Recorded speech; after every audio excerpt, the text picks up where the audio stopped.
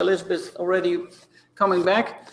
Let's hope our video is working. No, not yet, but we can hear you, Elizabeth, or not? Yeah, I guess you can hear me. So yeah, let's do it just with sound.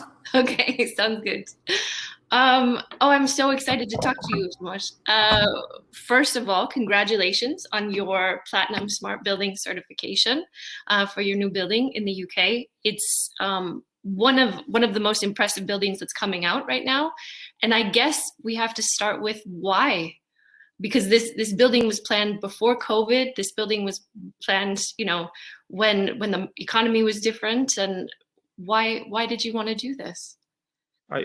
I think when we started the project in 2017 and 18, when we were drafting the brief for the architect and for the whole design team, like the decision was from the beginning that we want to be trendsetter in implementing all the new innovations which are now available within the construction / real estate industries. And the main motivation for that was that the construction is famous for being the slowest in innovating the business. So we believe that sustainability became so crucial, and the planet is on the edge. So why not to show that it's possible in better way?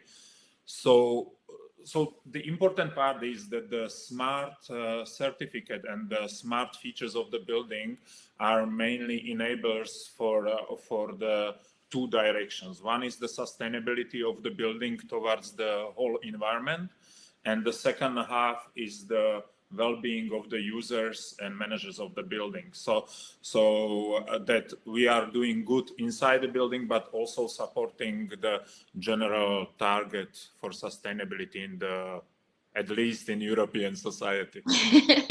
Yeah, I mean, it's exciting. Sustainability seems to have gained a bit of momentum.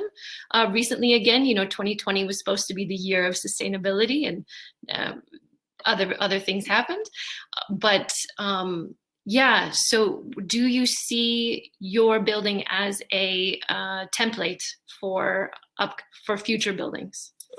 It's very hard to use it as a template because the technology is progressing dramatically. So what we have designed in 2017 and 2018, today we are drafting the architectural brief for our next project in London for Seal House, and we are working almost for scratch. Of course, we are trying to build on what we did in 2017, but there are so many new technologies, new improvements, new trends that it's significant job almost from the scratch.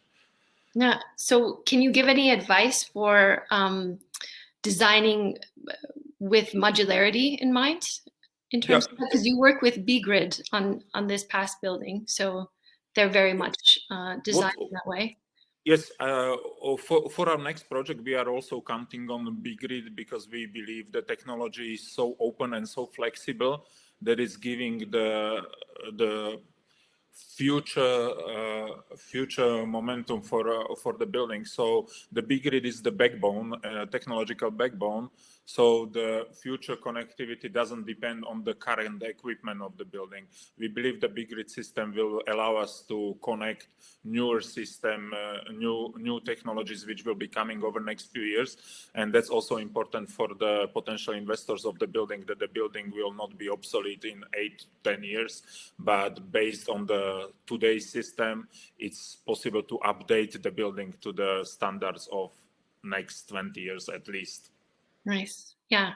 One of the things I also wanted to hit upon with your building is that you went farther than any building I've ever seen into the actual user experience, the apps that they can use, the feedback from the mechanisms. Can you talk a little bit about how you see your users, what you want for them? Yeah.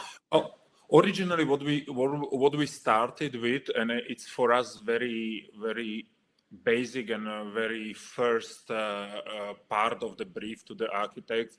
We want the people inside the building not to be like in a greenhouse, that they need to be physically connected to the environment around the building. So what is important in this kind of thinking is that you have in every place of the building, you have access to fresh air, so you can open window, you can get to the terrace, you can be physically connected to the physical environment around you. At the same time, in any part of the building, we are trying to guarantee access of direct natural light, so you are not under the lamp, like that you have natural light. So in the Southworks building, there is direct natural light in the bathrooms. There is direct natural light in the staircases, the escape fire staircases, and of course the floor plate, which is very long and narrow, allows also very good natural light in every workstation within the building. These natural elements are also completed with like natural handicrafts. So we were trying to implement really like result of the natural works. We are using handmade glass bricks that the people have also tangible feeling from the building. The clay bricks combined with the glass bricks, and it's tangible experience of the building. So these are the natural elements, and they are connected to the elements which support your physical performance at your workplace.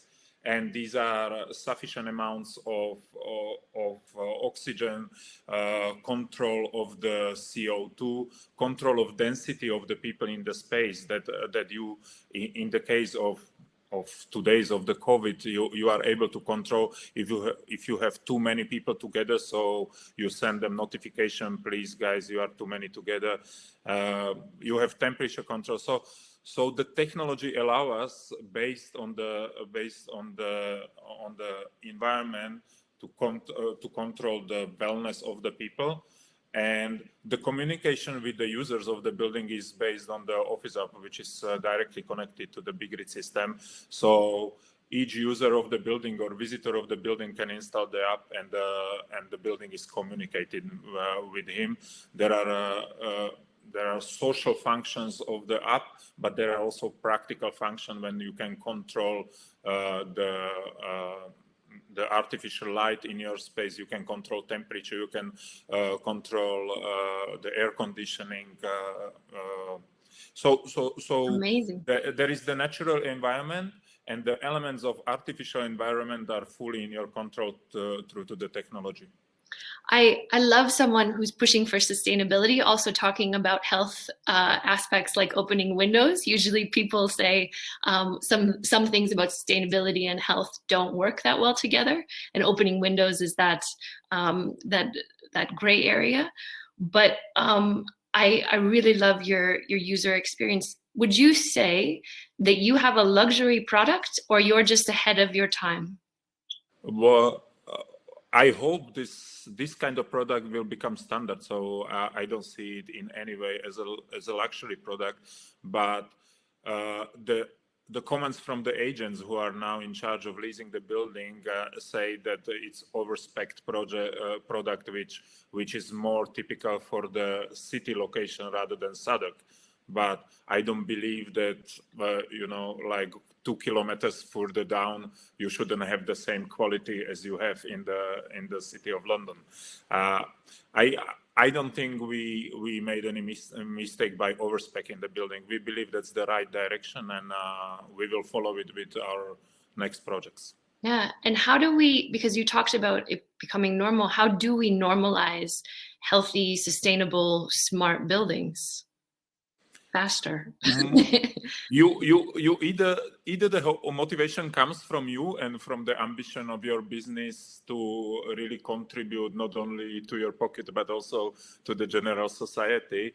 But the main motivation for developers and people involved in the real estate industry is the push from the investors. So the final institutional investors have to have very clear internal guidelines what is acceptable product. They need to have the requirements for the sustainability and well-being within the product, and then the market will listen, because that's the that's the exit for the projects from developers. So they will listen to the investors at the end. Yeah, and I think investors listen to the people as well. We're seeing some examples of buildings that are a superior product, leasing for higher money per square meter, per square foot. And I think the people, and maybe I'm an optimist, but I think the people will demand a higher product going back to the workplace when we're all going back there. And we are not sure if you can really feel it through the leasing, because the companies are not such a specialist, because you are leasing building every 10 to 20 years. So you don't have internal team to be the specialist on the building to really appreciate the technical background behind the just simple space. But when the requirements come from like institutional investors who are buying in billions every year, then they have internal teams who are doing very deep technical due diligence, and they are able to push for the change. Yeah, amazing. Once again, congratulations on your platinum certification, and we're so excited to see the next buildings that you come out with, and we're hoping to work with you, and very happy that your partnership with BGrid is successful in going into your new building. Wouter, do you have any questions coming up? Or I'm conscious of time, but yeah, there's one question in the stage, and from Vasco, and we talk about this building in London. But which building are we talking about? We don't have a name yet. The building is Southworks. It's the name of the building. It's at Rashford Street in Southwark. So it's south of the river. Maybe I should present some pictures, but I think we are running out of time. But Yeah, it's an amazing building. So people need to really look it up on the internet and go have a look at it, because it looks amazing. Yeah, it really is a beautiful building. And besides BGrid, you also work with Office App, I guess, or not?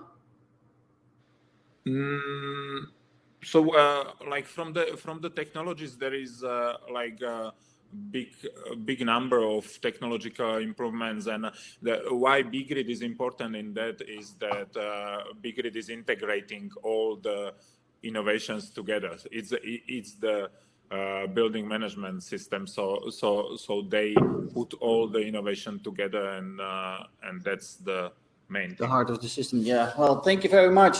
That was great. So thank you to get an overview of this case study and this really nice building in London. And like Elizabeth said, well, we're looking forward to more of these kind of buildings all over the world. So that's great. Yeah, absolutely. Thank you, Tomáš. Thank you, Elizabeth, from Smart Building Certification, and thank you, Thomas, from Middlecap.